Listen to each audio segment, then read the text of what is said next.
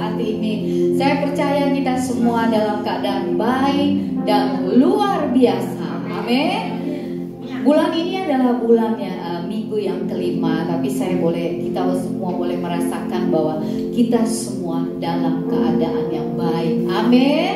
Mari yang di tempat ini saya undang kita bangkit berdiri. Kita akan sore hari ini, saat ini kita akan datang untuk memuji dan menyembah Tuhan. Bapa, kami bersyukur.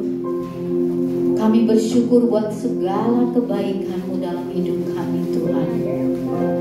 Sebab kami boleh ada sebagaimana kami ada sampai saat ini, semua karena kebaikan-Mu, Tuhan.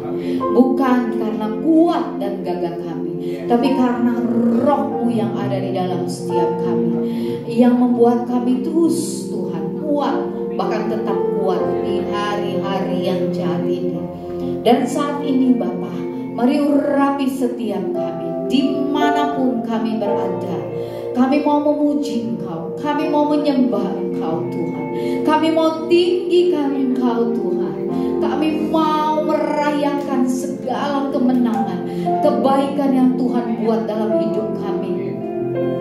Hari lepas hari, minggu lepas minggu, bahkan bulan lepas bulan. Kami bersyukur Tuhan, kami boleh melihat pertolongan Tuhan yang tidak pernah terlambat. Pertolongan Tuhan yang selalu baru, kasih-Mu setiap hari dalam hidup kami. Oleh sebab itu saat ini Bapa, mari urapi kami Tuhan. Kami perintahkan semua pasukan malaikat bersama-sama dengan kami memuji menyembah Engkau Tuhan. Karena kami percaya di mana nama-Mu ditinggikan, di mana nama-Mu diagungkan, di mana nama-Mu Tuhan dipermuliakan, maka jiwa-jiwa itu akan datang kepada-Mu Tuhan. Biar datanglah kerajaan-Mu di tempat ini. Jadilah kehendak-Mu dimanapun kami berada saat ini. Kami siap untuk memuji menyembah Engkau dalam nama Yesus. Haleluya, haleluya. Mari sama-sama katakan amin. Beri kemuliaan dimanapun Anda berada. Beri kemuliaan yang terbaik buat Tuhan kita. Kita mau naikkan syukur kita saat ini di hadapan Tuhan. Haleluya.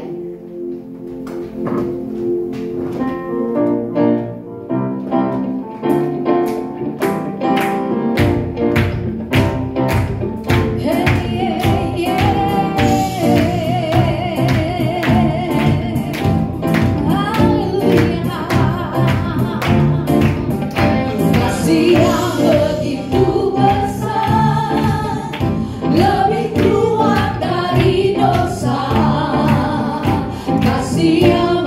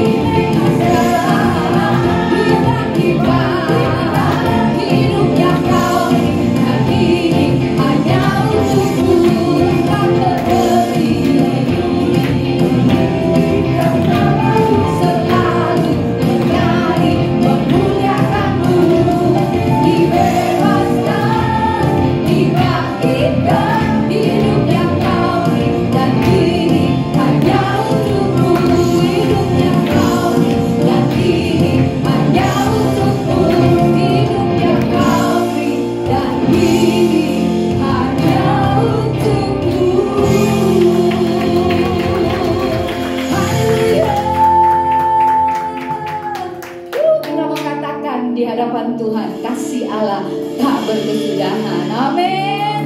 Mari dimanapun Anda berada, beri salam satu dengan yang lain. Ada suami, istri, anak-anak. Kita mengatakan saat ini kasih Allah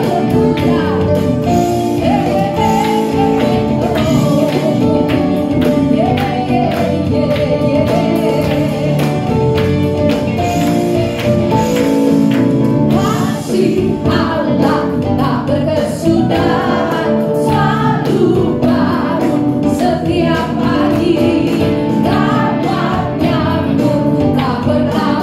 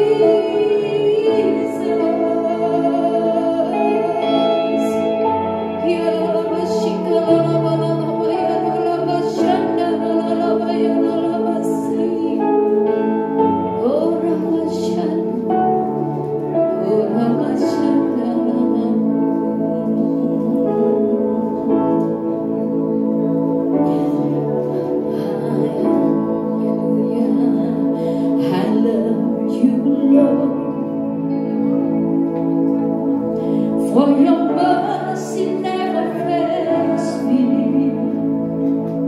All my days I've been held in your hand. From the moment that I wake up until I lay my head, I will sing of your goodness, oh God.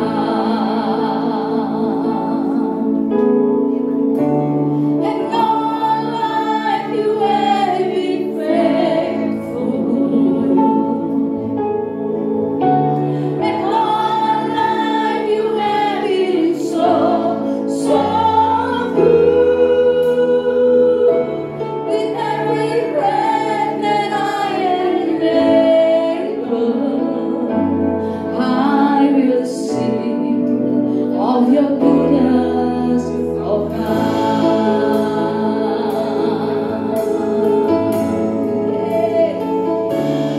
I love your voice.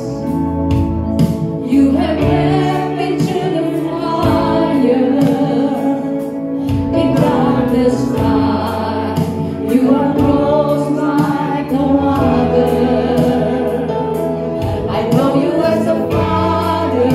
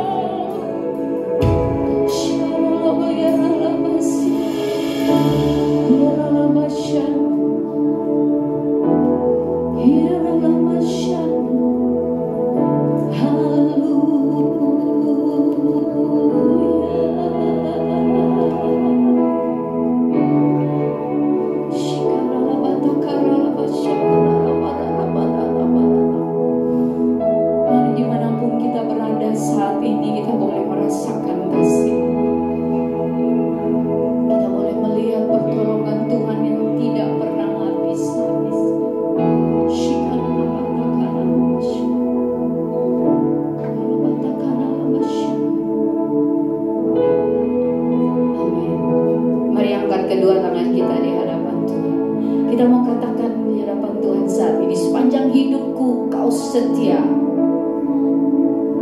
sepanjang hidup.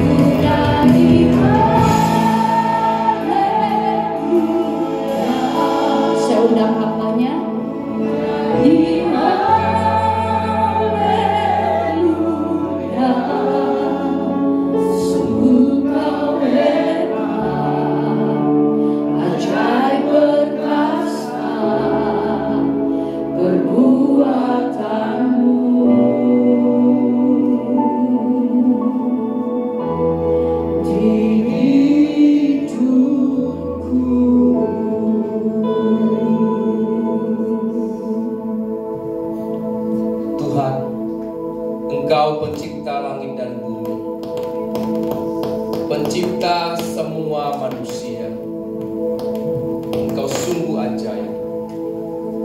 Memang benar, kami tidak perlu ada rasa takut karena Tuhan menyertai kami. Pada sore hari ini Tuhan, kami beribadah kepadamu. Kami sangat percaya Engkau menyertai kami. Kasih-Mu yang sempurna menyertai kami, membuat kami kuat berjalan bersama Engkau. Urapi kami semua untuk bisa mengerti kebenaran sharing firman-Mu, sehingga kami dikuatkan. Kami bisa teguh melayani Tuhan. Kami bisa teguh berjalan bersama Tuhan. Di dalam nama Tuhan Yesus kami berdoa dan mengucap syukur. Mari yang percaya sama-sama katakan amin. Silakan duduk Bapak Ibu. Shalom. Ada sukacita? Amin. Puji Tuhan ya. Sudah beberapa minggu ini, apakah ada yang sudah liburan? Ada ya, pasti ya. Dan hari ini kita beribadah kepada Tuhan. Sahabat LTVC dimanapun Anda berada, saya mau membaca satu ayat saja. Bisa dibuka Lukas 16 ayat 10. Lukas 16 ayat 10. Oke, belum ketemu ya.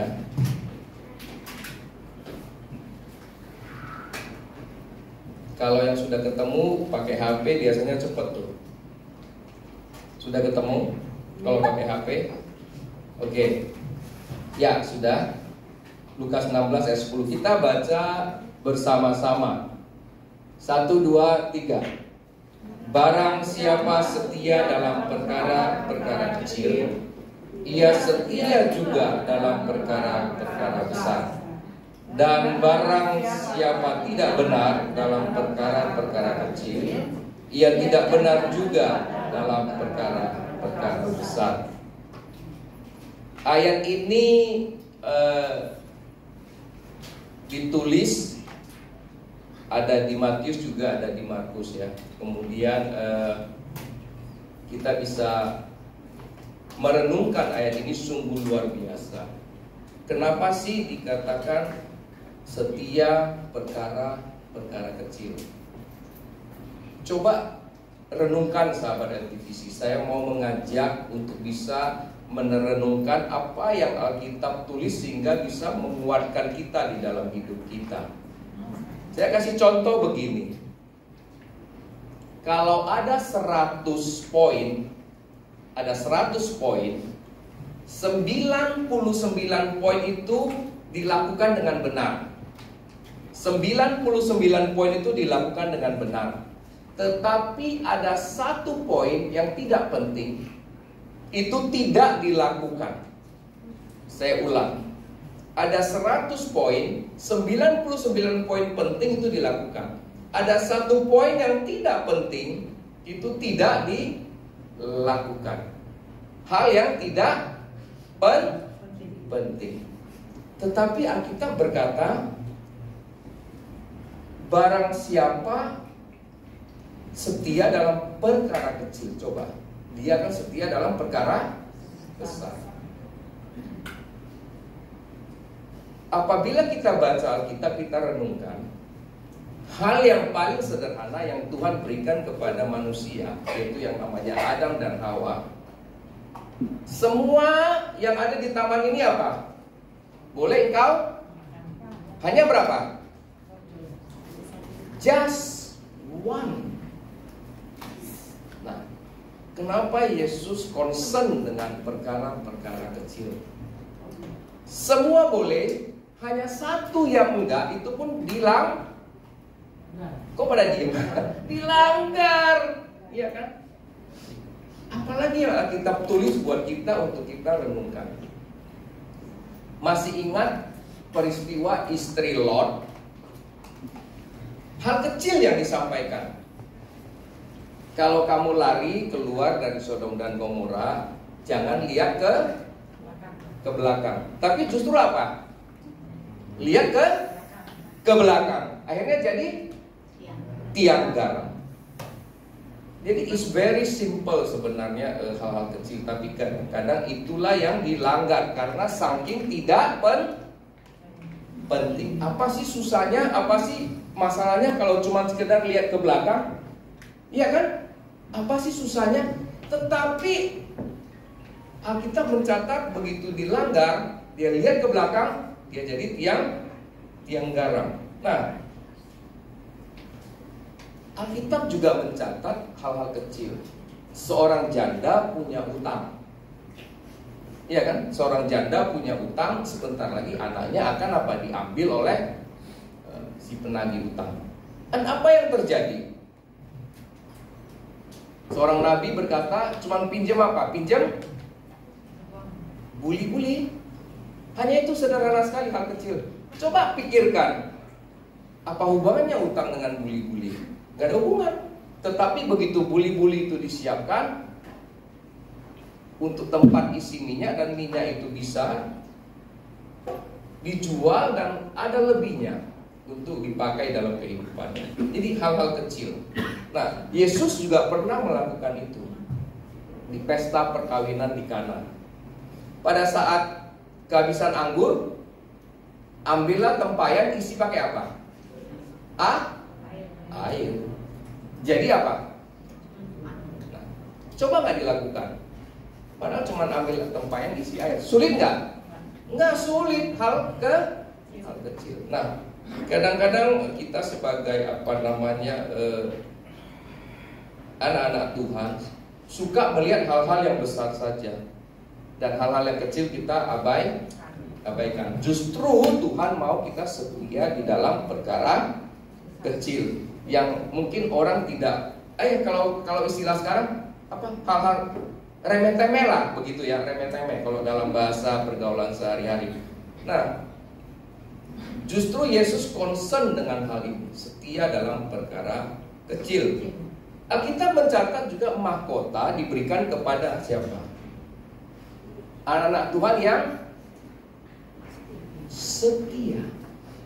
Tapi ada yang nanya, enggak Pak, yang menang. Iya kan? Coba berpikir sebentar. Mahkota diberikan kepada anak-anak Tuhan yang setia. Tapi ada ayat lain mengatakan yang menang. Bagaimana bisa menang? Yesus bilang, dipanggil, dipilih, setia baru bisa menang. Jadi ada proses, dipanggil, dipilih, setia baru bisa menang. Mahkota diberikan kepada orang-orang yang setia. Alkitab juga mencatat orang-orang yang setia itu dipakai oleh Tuhan, kemudian dipromosi oleh Tuhan. Tetapi dalam hal ini perlu kepekaan. Berjalan bersama Tuhan itu perlu kepekaan. Kita tahu kapan Tuhan mengangkat kita, kita tahu kapan Tuhan menyuruh kita berbuat sesuatu, menginstruksikan kita berbuat sesuatu. Namun faktanya apa? Faktanya banyak orang mau berpikir besar, punya mimpi besar. Tetapi untuk melakukan mimpi besar, visi besar, perlu apa? Perlu melakukan hal-hal kecil dulu, satu-satu sampai hal-hal yang besar. Kemudian barulah kita didapati setia. Sahabat aktivisi yang dikasihi Tuhan, berbicara setia, berbicara kesetiaan itu adalah buah roh sebenarnya. Jadi ada dua hal tadi yang kita baca ayat tadi. Barang siapa setia dalam perkara kecil, itu ada dua hal yang berdiri sendiri. Satu hal adalah perkara kecil, satu hal adalah setia. Perkara kecil itu adalah sesuatu yang dikerjakan. Itu bukan topik utama sebenarnya. Yang menjadi topik utama apa? Setia topik utamanya. Barang siapa, padahal bicara barang siapa, apakah anak Tuhan? Enggak loh. Orang di mana saja. Barang siapa? setia dalam perkara kecil, Ia juga akan setia dalam perkara besar. Sehingga siapa saja ya yang bisa setia dalam perkara kecil, dia akan setia dalam perkara yang besar, ya. Nah, Amsal 20 ayat 6 berkata begini, banyak orang menyebut dirinya baik hati, tetapi orang setia, ayo, siapakah yang menemukannya? Nah, Tuhan itu adalah yang setia, ya. Kalau kita setia, Tuhan akan apa? Setia. Kalau kita tidak bercela, Tuhan tidak bercela. Kalau kita suci, Tuhan suci. Nah, yang paling berat ini, tetapi terhadap orang yang bengkok, engkau berlaku belak-belit. Itu ada ayatnya. Itu di Mazmur 18 ayat 26 sampai 27. Sehingga apabila kita tidak setia dalam perkara kecil, ya, kita lari dari tanggung jawab, itu Tuhan itu treatmentnya terhadap kita itu lebih berat loh. Makanya kadang-kadang kita bisa melihat ada orang berkata begini, Tuhan, aku sudah datang ibadah, aku sudah ikut engkau, tetapi kok aku susah ya? Ya kenapa ya? Ayat ini berkata, tetapi terhadap orang yang bengkok, engkau berlaku belak-belit. Jadi intinya hati kita yang dilihat Tuhan. Intinya hati kita, ya. Hati kita kalau benar, setia, tidak bercela, suci, ya Tuhan seperti itu dengan kita, ya. Nah, ini penting buat anak-anak Tuhan untuk diketahui. Tadi saya katakan topik utamanya adalah kesetiaan. Topik utamanya bukan perkara kecilnya. Perkara kecilnya itu sesuatu yang dilakukan, tapi intinya kesetiaan. Ada hal penting di dalam kesetiaan sebenarnya. Kesetiaan itu bisa mendatangkan apa? Berkat. Contoh ginilah, bekerja di perusahaan, seseorang bekerja di perusahaan, baru masuk aja kerja belum 3 bulan sudah pindah. Setia nggak? Enggak. Terus dia melamar di tempat lain, dia kerja lagi, baru 3 bulan pindah lagi. Melamar di tempat lain, 3 bulan lagi pindah. Track recordnya bagus nggak? Enggak, karena dia bukan orang setia. Dia bukan orang setia. Kalau saya tahu kalau sahabat LTVC itu pasti orang-orang setia, ya kan? Contohnya Pak Ian itu 20 tahun di satu perusahaan nggak pindah-pindah. Ada orang setia di sini, ya. Jadi ada contohnya. Dan kesetiaan itu adalah berkat. Karena kenapa? Begitu ada tanggung jawab diberikan, penambahan tanggung jawab itu adalah apa? Berkat daripada Tuhan. Ya, makin tinggi posisi seorang berarti tanggung jawabnya makin besar. Berkat makin iya dong. Mana bisa sama seorang staf biasa dengan seorang manajer atau direktur. Makin tinggi.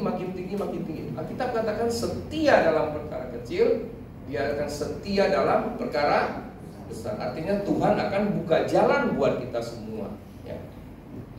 Nah, Tuhan juga bisa pilih orang.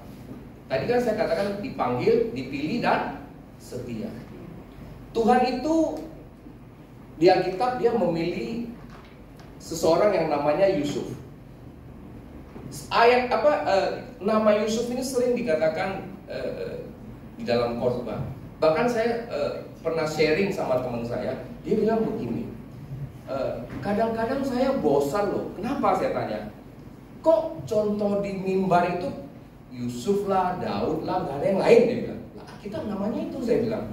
Dan contoh itu akan berlaku sepanjang masa, sepanjang masih kita hidup, ya. Tuhan memilih Yusuf itu karena apa? Karena dia mengerti maksud Tuhan. Cuman itu. Kalau dia mengerti maksud Tuhan, keadaan itu tidak bisa merubah hatinya. Kita harus mengerti maksud Tuhan dalam hidup kita. Supaya kita apa? Bisa setia dalam perkara kecil. Apabila kita nggak mengerti maksud Tuhan di dalam hidup kita, kita sulit percaya, sulit melakukan hal-hal kecil. Nah, Yusuf itu dia mengerti maksud Tuhan. Kapan kita tahu Yusuf itu mengerti maksud Tuhan? At the end. Dalam perjalanan kita nggak tahu. Tapi at the end, ujungnya setelah dia menyelesaikan tugas yang Tuhan berikan, kita tahu dia orang yang mengerti maksud Tuhan. Jadi waktu adik-adiknya itu takut sama dia pada saat papanya sudah meninggal, dia bilang apa? Orang mereka-reka yang tidak baik, tapi Tuhan mereka-reka yang baik. Dengan apa maksudnya?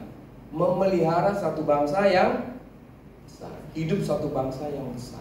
Jadi at the end baru kita tahu.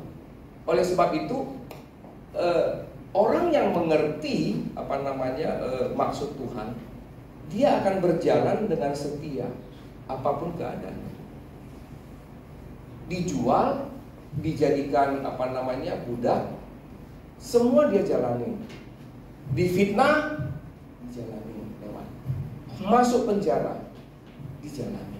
Dari penjara muncul, dijalani. Jadi orang nomor 2, dijalani.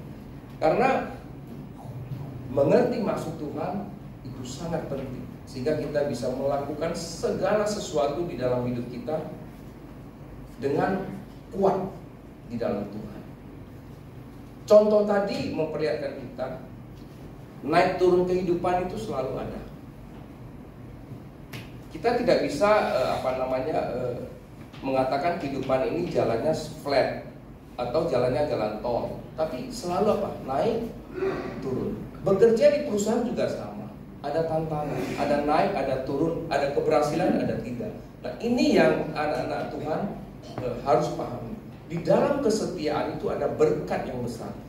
Kita mengerti berkat yang besar kapan? Pada saat ada promosi, pada saat keadaan terakhir kita mengerti. Dan di dalam kesetiaan itu ada kuasa.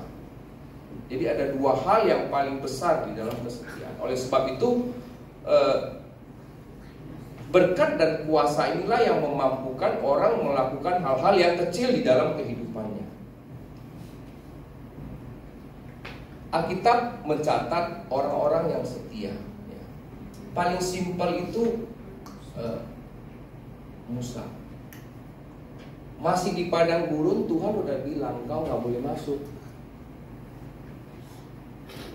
Engkau gak boleh masuk ke tanah perjanjian. Dia tetap setia menuntun bangsa itu sampai Yosua meneruskan membawa mereka masuk. Dan dia tidak masuk. Dan dia benar-benar orang yang setia. Oleh sebab itu apa? Walaupun dia tidak masuk secara jasmani, tapi secara roh dia masuk. Waktu Yesus datang di muka bumi itu, ada dua orang di dalam perjanjian lama yang bisa berdiri bersama Yesus, Elia dan Musa. Jadi Musa itu adalah orang yang setia. Lihat betapa besarnya kuasa Musa.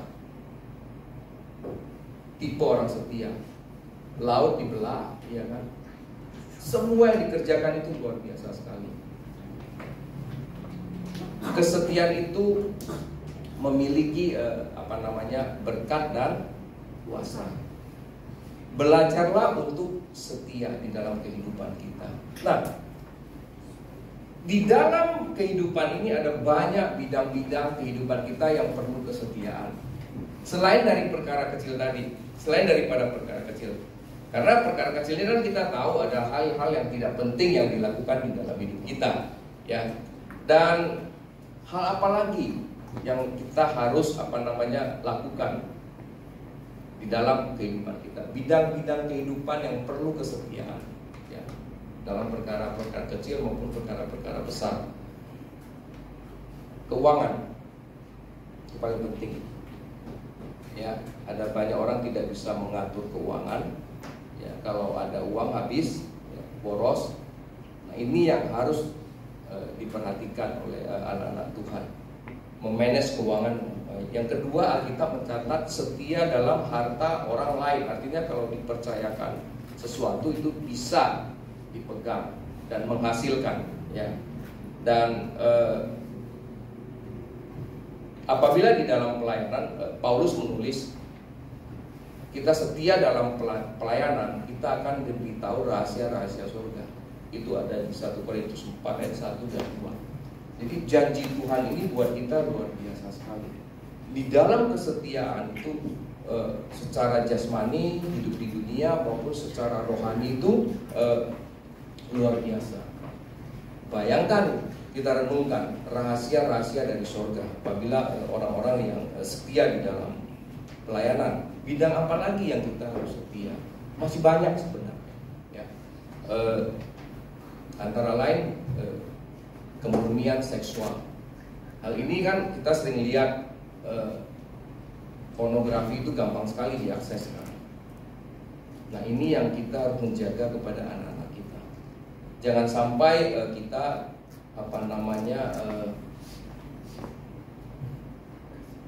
tidak bisa mengawasi anak-anak kita hingga mereka masuk ke dalam pornografi. Survei mengatakan makin banyak menonton pornografi, itu otaknya makin rusak. Tidak bisa berpikir yang rohani, tidak bisa berpikir jernih. Dia akan membawa ke hal-hal yang tidak baik. Nah, itu yang harus dijaga ya kepada anak-anak kita, apalagi sahabat-sahabat LTVC ya, sehingga bidang-bidang kesetiaan ini yang tadi saya sampaikan ini perlu dijaga untuk kita bisa mendapat mahkota tadi, karena orang yang setia yang mendapatkan mahkota dari Tuhan. Mendapat mahkota itu juga pada akhirnya, bukan dalam perjalanan. Dalam perjalanan kita nggak tahu ya. Dan sahabat LTVC pasti tanya, bagaimana kita bisa setia? Bagaimana kita bisa setia? Itu kan, bagaimana kita bisa setia dalam perkara kecil? Karena Tuhan bilang setiap perkara kecil nanti diberikan perkara besar. Artinya tanggung jawabnya progresif. Bagaimana? Sahabat LTVC kan paling suka nanyanya bagaimana, how kan? Nah, setia itu tadi saya katakan adalah buah roh. Buah roh ada berapa? 9, ya kan? Nah, salah satunya kesetiaan. Nah, bagaimana orang yang memiliki buah roh ya dengan yang tidak memiliki buah roh? Coba renungkan. Nah, orang-orang yang memiliki buah roh kesetiaan itu dia dikuasai oleh firman Tuhan. Setelah dikuasai oleh firman Tuhan, dia dihidupi oleh firman Tuhan. Segala sesuatu yang dia kerjakan, kalau dia ketemu masalah, dia pasti carinya firman Tuhan, tidak yang lain. Dia cari jawaban selalu dari firman Tuhan. Nah, apabila orang-orang yang tidak memiliki buah roh, dia tahu firman Tuhan, hanya tahu, tidak dikuasai oleh firman Tuhan, tidak menghidupi firman Tuhan. Beda. Orang yang memiliki buah roh itu dikuasai oleh firman Tuhan dan menghidupi firman Tuhan, sehingga hidupnya dituntun oleh firman Tuhan. Jadi untuk bisa setia perkara kecil, kita yang pertama itu harus memiliki apa? Buah roh yang setia, ya, kesetiaan itu. Nah, apabila kita hanya tahu firman Tuhan, hanya tahu, setiap minggu saya udah ke gereja nih, saya dengar firman Tuhan, itu artinya apa? Pulang masih baca firman nggak? Belum tentu. Nah, itu dia lemahnya anak-anak Tuhan di situ, ya. Sehingga apabila dia menghadapi masalah, dia nggak tahu mau cari jawabannya di mana. Kalau hadapi masalah nggak tahu jawabannya ada di mana, pasti pakai kekuatan diri sendiri cari jawaban. Selalu jalannya pasti salah. Oleh sebab itu dasarnya selalu harus firman Tuhan, supaya kita tidak cari jalan keluar yang salah.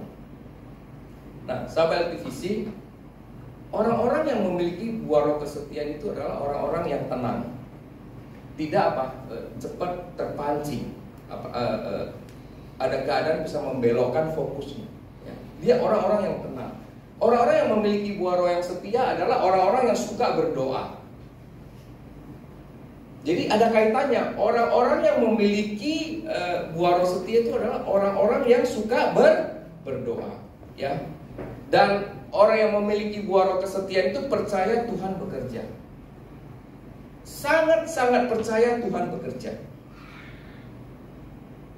Walaupun kadang-kadang dirasakan apa?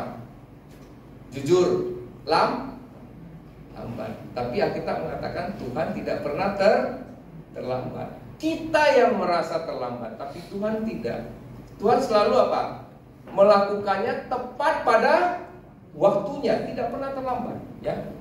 Untuk bisa setiap perkara kecil, yang pertama itu harus memiliki apa? Buah roh. Yang kedua, untuk bisa setia itu bersyukur. Kita beberapa minggu ini beberapa hamba Tuhan menyampaikan sesuatu yang selalu berkesinambungan untuk kita. Tiap minggu nyambung sampai hari ini nyambung, ya. Orang yang bersyukur itu adalah orang yang apa? Kuat menghadapi tantangan. Tadi orang yang memiliki apa namanya buah roh kesetiaan itu dia dikuasai oleh firman Tuhan, hidup oleh firman Tuhan. Nah, orang yang bersyukur itu kuat menghadapi tantangan. Coba bayangkan, renungkan, memiliki buah roh kemudian memiliki rasa bersyukur yang besar. Itu ada firman Tuhan yang menopang, kemudian kuat menghadapi tantangan. Wah, luar biasa sekali. Sehingga untuk jadi pemenang bukan hal yang mustahil buat anak-anak Tuhan. Orang yang bersyukur itu selalu apa? Percaya walau tidak melihat. Poinnya di situ. Orang yang bisa bersyukur itu percaya walaupun tidak melihat. Ada rasa syukur yang besar membuat kita itu tahu Tuhan beserta kita dalam keadaan apapun. Sehingga harapan-harapan kita untuk masa akan datang itu kita sangat percaya Tuhan pasti berikan kepada kita untuk memiliki rasa bersyukur. Nah, orang-orang yang memiliki rasa syukur yang tinggi itu ada tandanya. Tandanya apa, sahabat LTVC?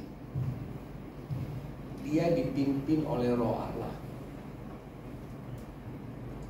Dia dipimpin oleh Roh Allah. Roma 8 ayat 14. Anak-anak Tuhan yang dipimpin oleh Roh Allah itu memiliki rasa bersyukur yang sangat tinggi, ya.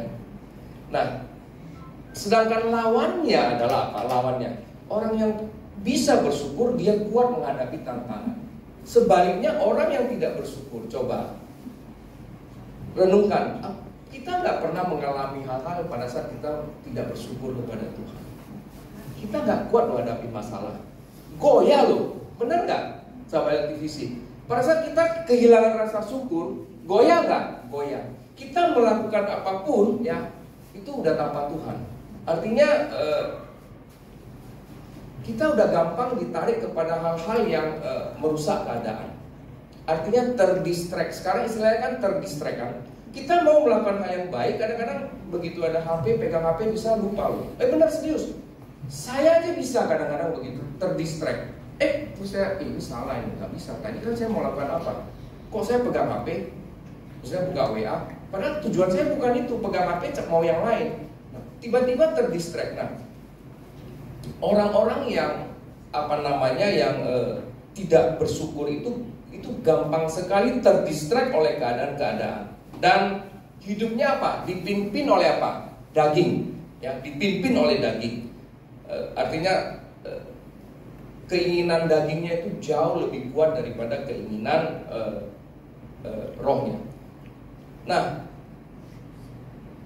kita bisa melakukan hal-hal yang kecil dengan setia. Pertama tadi kita katakan memiliki buah roh, yang buah roh kesetiaan. Kemudian kedua bersyukur. Yang ketiga memiliki penguasaan diri. Memiliki penguasaan diri. Karena apa? Karena melakukan hal kecil itu tidak gampang. Kadang-kadang kita abaikan karena halnya itu kecil, kita abaikan. Justru Tuhan bilang itu yang penting. Nah, apabila kita memiliki penguasaan diri, kita matang dalam emosi dan jiwa kita. Nah, orang-orang yang tidak bisa menguasai diri itu emosi dan jiwanya itu tidak matang. Coba renungkan, penguasaan diri itu adalah buah roh. Sehingga orang yang bisa setia dalam perkara kecil, itu minimal sudah ada 2 buah roh harus di dalam kehidupannya. Tadi kesetiaan, kedua penguasaan diri. Tadi di tengah-tengah itu ada rasa bersyukur. Karena setelah kita bisa bersyukur, otomatis kita bisa menguasai diri loh.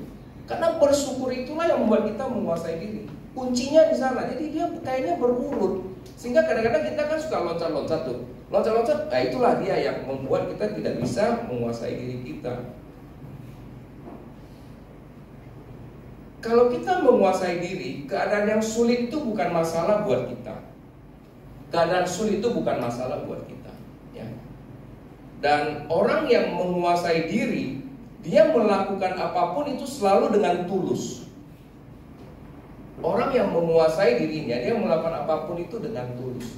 Nah, tulus itu apabila kita perdalam adalah orang-orang yang rela berkorban. Adalah orang-orang yang rela. Orang yang bisa menguasai diri. Dan kalau kita lihat orang yang tidak mampu menguasai diri, ya dia sulit menghadapi masalah-masalah berat dalam hidupnya. Ya, sahabat aktivisi yang dikasihi Tuhan, untuk bisa setia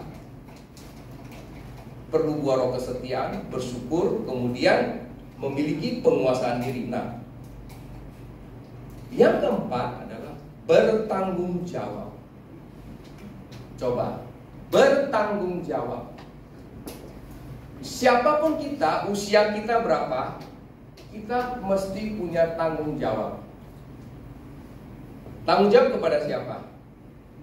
Kepada Tuhan, kepada sesama. Harus kita punya tanggung jawab. Alkitab mengatakan jangan ada 2 timbangan. Kalau ada 2 timbangan artinya orang yang sulit bertanggung jawab. Tangkap ya. Di Ulangan 25 ayat 14 itu perjanjian lama itu dikatakan jangan ada 2 timbangan, ya. Kalau ada timbangan banyak itu artinya ya tanggung jawabnya nggak bisa full komitmen, ya. Jadi itu janganlah ada di dalam rumahmu 2 macam eva, yang besar dan yang kecil. Itu timbangannya beda. Jadi orang yang timbangannya beda itu sulit bertanggung jawab, ya. Orang yang bertanggung jawab itu cirinya itu bekerja dengan hati. Dia tidak bekerja dengan emosi, dia tidak bekerja dengan mood, ya, tidak. Tapi dia bekerja dengan hati. Dia sungguh-sungguh karena dia bertanggung jawab. Kita bisa lihat orang yang bekerja di perusahaan, ya, itu kadang-kadang bisa overtime, bisa sampai minggu juga masuk, ya, kalau penting, ya. Nah, itu dia bekerja dengan hati. Nah, orang-orang yang bertanggung jawab ini bekerja dengan pengawasan yang sedikit. Tidak perlu banyak diawasi. Nah, apabila orang yang tidak memiliki tanggung jawab, itu kerjanya harus diawasi terus-menerus. Bagi yang sudah level manajer itu pasti tahu. Dia punya bawahan-bawahan yang harus diawasi. Karena setiap manusia ada yang punya tanggung jawab, ada yang enggak. Ada juga orang yang enggak disuruh baru kerja, enggak disuruh enggak kerja, enggak ada inisiatif. Jadi seperti itu. Jadi tanggung jawabnya enggak ada. Dia enggak merasa memiliki sesuatu untuk dikerjakan. Untuk bisa setia dalam hal perkara kecil itu memiliki buah roh kesetiaan, bersyukur, yang bisa bersyukur, kemudian menguasai diri dan bertanggung jawab. Kemudian yang terakhir saya undang pemusik, ya, biar cepet, ya. Pemusik, WL, MC ke depan, singer, ya. Nah, yang terakhir memiliki kesabaran. Kesabaran juga adalah buah roh. Apabila kita bisa setia dalam perkara kecil, itu kita memiliki kesabaran. Amsal 24 ayat 10 katakan, jika engkau tawar hati pada masa kesesakan, kecillah kekuatanmu. Orang yang tidak sabar tidak punya kekuatan yang besar menghadapi keadaan. Orang harus sabar di dalam kehidupan ini, ya. Tuhan kita panjang sabar. Katanya kita anak Tuhan. Tuhannya, Bapaknya panjang sabar. Kita anak-anak Tuhan juga panjang sabar. Yang luar biasa, Amsal 25 ayat 15 berkata begini. Orang sabar itu memiliki lidah yang lembut. Sahabat LTVC. Orang sabar memiliki lidah yang lembut.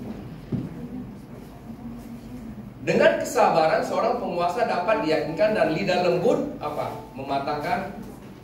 Itu luar biasa sekali. Sahabat LTVC yang dikasihi Tuhan, untuk bisa setia, paling tidak ada 5 hal yang kita harus ingat dalam kehidupan kita. Yang pertama apa? Memiliki buah roh kesetiaan. Kedua, bersyukur. Ketiga, memiliki buah roh penguasaan diri. Yang keempat, bertanggung jawab. Yang kelima, buah roh kesabaran. 5 hal inilah yang membuat kita bisa setia dalam perkara kecil. Oleh sebab itu, peran Roh Kudus sangat besar sekali di dalam kehidupan kita. Ya, untuk adik-adik, ya, ingat, peran Roh Kudus di dalam kehidupan kita itu sangat besar. Dan ada berkat dan kuasa yang besar di dalam kesetiaan. Anak Tuhan paling suka kalau bicara berkat dan kuasa. Oleh sebab itu, milikilah buah roh, ya, supaya kita bisa setia dalam hal perkara kecil. Tuhan Yesus memberkati kita semua.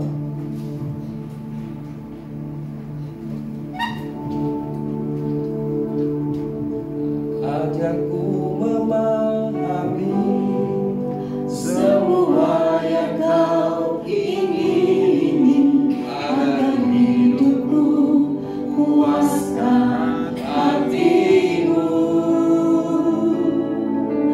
Bagimu aku rela sepenuh hati menghamba, serahkan diri genapi karyamu.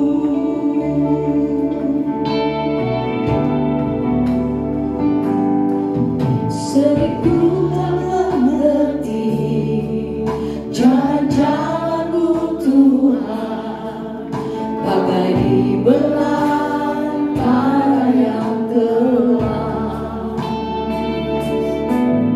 Tanpa seribu tanya, namun tetap percaya, jejakmu Tuhan sungguh sempurna.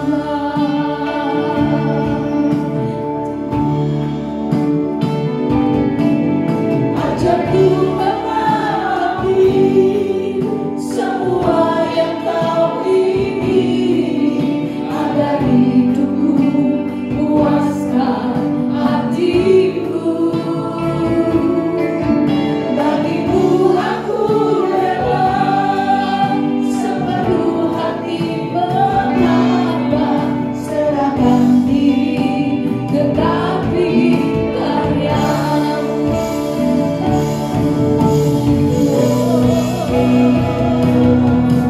Ajarku memahami semua yang kau ingini, agar hidupku puaskan hatiku. Bagimu aku rela sepenuh hati menghamba, serahkan diri genapi karyamu.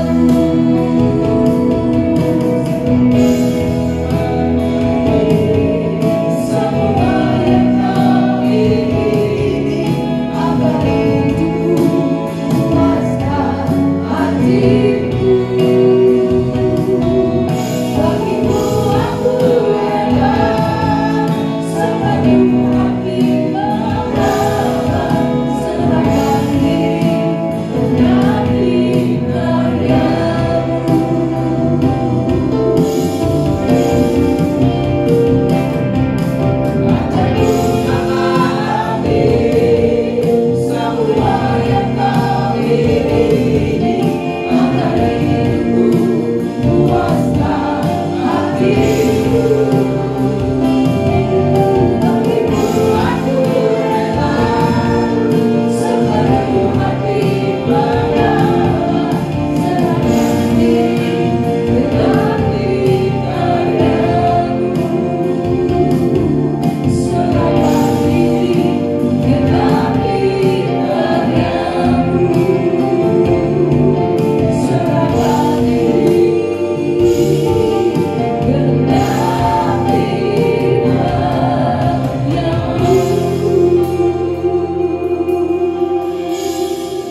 sahabat LTVC, sebagaimana pujian ini, biarlah Roh Kudus yang mengajari kita memahami hal-hal yang Tuhan inginkan.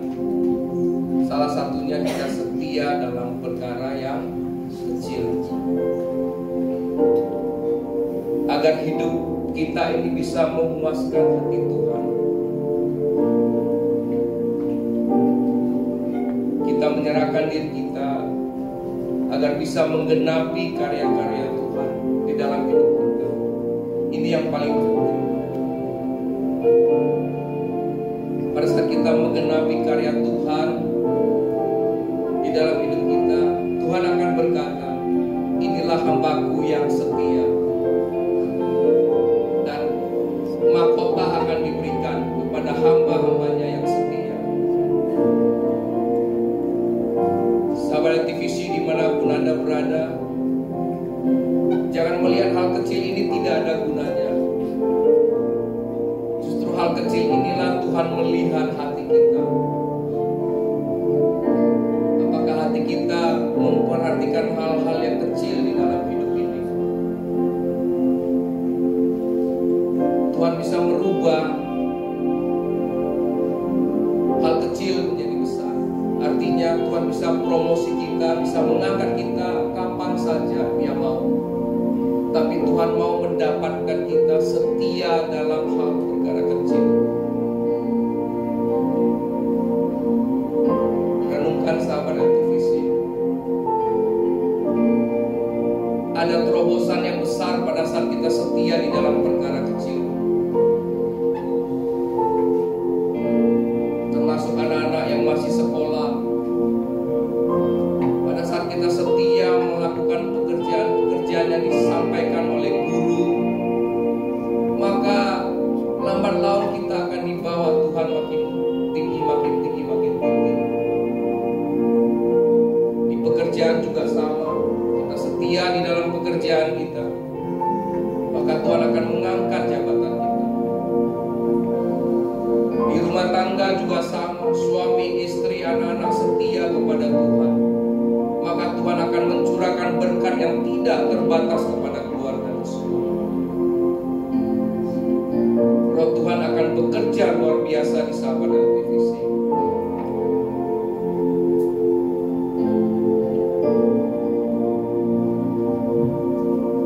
Ajarku memahami semua yang Kau ingini, agar hidupku puaskan hatimu.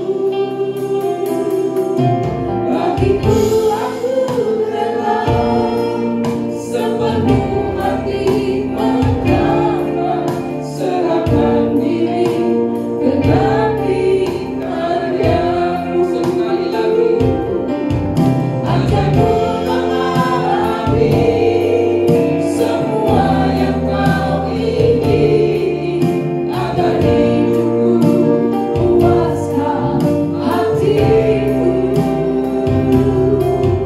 Bagimu aku rela sepenuh hati mengembang, serahkan diri genapi karya-Mu. Serahkan diri genapi karya-Mu. Serahkan diri genapi karya-Mu. Sahabat LTVC, kita akan melakukan perjamuan kudus. Sudah mendapatkan roti dan anggur? Ya. Semua sudah mendapatkan ya, saya kira. Kalau belum bisa dibagikan kepada semua sahabat LTVC, baik yang di rumah-rumah, saya kira sudah menyediakan. Kita bisa melakukan perjamuan kudus bersama-sama. Perjamuan kudus ini diperintahkan Tuhan langsung untuk dilakukan karena memiliki kuasa yang sangat besar. Dalam perjalanan ke Emmaus, dua murid-muridnya bertemu Tuhan Yesus tapi tidak kenal Tuhan Yesus. Sama halnya dengan kita semua, pada saat kita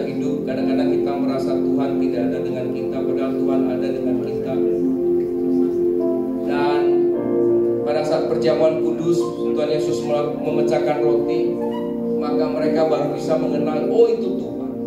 Sehingga perjamuan kudus ini memiliki kuasa rohani yang sangat besar buat anak-anak Tuhan. Kita melakukannya bukan sekedar rutinitas, tetapi perintah Tuhan yang memiliki kuasa yang sangat besar. Karena tubuh dan darah Yesus yang dikorbankan di atas kayu salib itu sudah membebaskan kita semua, dan darahnya itu memiliki kuasa yang sangat besar. Iblis tidak bisa mendakwa kita. Ingat, iblis tidak bisa mendakwa kita pada saat kita berbicara darah Yesus, karena sudah selesai semua di atas kayu salib.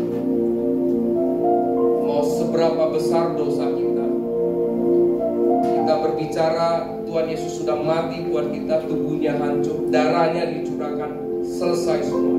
It is finished, sudah selesai, tidak ada lagi. Jadi jangan punya pola pikir didakwa oleh iblis. Mari kita bangkit berdiri sahabat TVC. Kita angkat roti.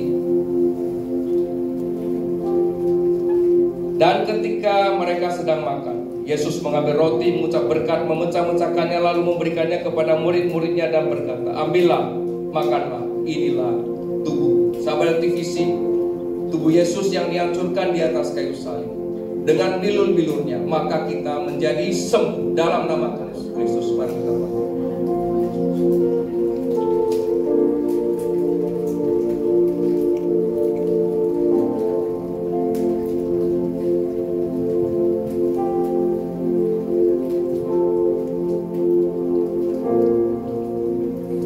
Mari kita angkat cawan bersama-sama. Sesudah itu yang mengambil cawan mengucap syukur, lalu memberikannya kepada mereka dan berkata, minumlah kamu semua dari cawan ini, sebab inilah darahku, darah perjanjian yang ditumpahkan bagi banyak orang untuk pengampunan dosa. Sahabat TVC, semua dosa kita sudah diselesaikan di atas kayu salib oleh darah Yesus. Dengan darah yang mahal, Tuhan telah melakukan itu semua. Oleh sebab itu, kita layak ketemu Tuhan. Darah Yesus telah menguduskan kita, kita dikuduskan. Jangan sia-siakan kekudusan yang sudah Tuhan buat untuk kita semua.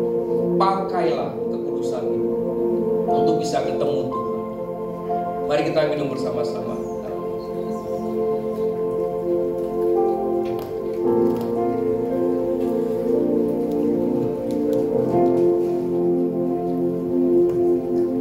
Tuhan Yesus, kami telah memuji, menyembah-Mu.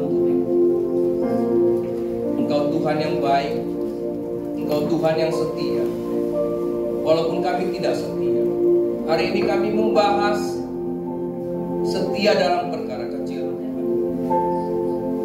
Biar Roh Kudus memeteraikan langkah-langkah kami bisa setia di dalam kehidupan ini, dalam hal perkara kecil. Roh Kudus yang memberikan kami pengertian, memberikan kami hikmat, memberikan kami rahmat setiap hari untuk bisa merenung-renungkan apa yang baru kami dengar, sehingga kami bisa mengerjakan hal-hal yang besar yang Tuhan berikan kepada kita. Terima kasih Tuhan. Kami mau berdoa untuk Indonesia. Ada 3 calon presiden, wakil presiden yang telah mendaftar di KPU, yang telah lolos tes kesehatan. Tuhan, kami berdoa Indonesia tetap dalam keadaan damai, sejahtera, sukacita. Tahun politik boleh ada, tapi suasana dalam keadaan adem. Kami percaya Tuhan bekerja untuk Indonesia. Kemarin juga Indonesia memuji di PIK Tuhan. Semua hamba-hamba Tuhan hadir. Biarlah pujian penyembahan dinaikkan itu menjadi dupa yang harum, sehingga mata Tuhan melihat Indonesia. Berkati presiden, wakil presiden, seluruh menteri, anggota DPR, DPRD, semua kepala daerah. Tuhan berkati. Kepolisian Negara Republik Indonesia, juga TNI, Tuhan memberkati. Roh Tuhan menuntun semua pejabat di Indonesia untuk mengawal pesta demokrasi ini dalam keadaan baik, sampai sampai pada bulan Februari nanti ada pencoblosan juga berjalan dengan baik, sampai pengumuman pemenang daripada presiden dan wakil presiden ini, semua berjalan baik. Kami juga berdoa untuk GOB Bapak Sudarmaji Said, istri, anak-anak, cucu mantu, semua dalam perlindungan Tuhan. GOB diberkati semakin besar dan terus berkembang. Terima kasih Tuhan, kami berdoa untuk semua sahabat LTVC dimanapun berada. Kami sangat percaya sahabat LTVC mengasihi Tuhan, dikuasai oleh firman Tuhan dan melakukan firman Tuhan, sehingga ada banyak berkat yang mengalir ke dalam keluarga daripada sahabat LTVC.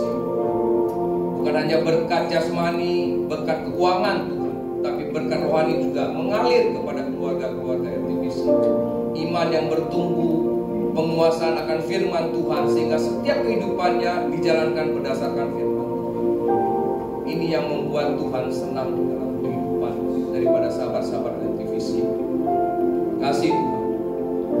Semua pelayan Tuhan yang melayani di LTVC, mulai kami ada sampai hari ini Tuhan. Tuhan memberkati semua pelayan-pelayan Tuhan di LTVC. MC, singer, pemain musik, media, semua yang terlibat Tuhan. Dari awal sampai saat ini, Kau mencurahkan berkat double portion Tuhan untuk mereka. Pada akhirnya kami akan kembali ke rumah kami masing-masing. Sahabat LTVC, arahkan hatimu kepada Tuhan dan angkatlah kedua belah tangan. Terimalah berkat rahmat anugerah dari Allah Bapa, karunia Roh melalui anaknya yang tunggal Yesus Kristus, dengan persekutuan bersama dengan Roh Kudus, mulai saat ini sampai selama-lamanya. Mari percaya sama-sama katakan amin. Tuhan Yesus berkati.